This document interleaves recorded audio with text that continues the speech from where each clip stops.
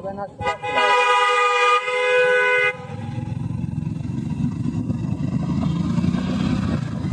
এই যে সোজা ফ্লাইওভারে উঠে গেলাম আপনাদের। এই যে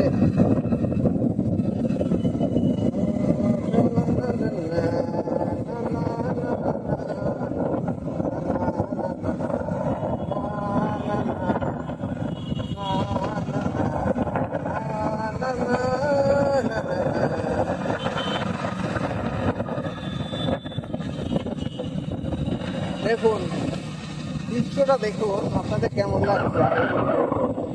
অসাধারণ না? আসলে জোশ কিন্তু।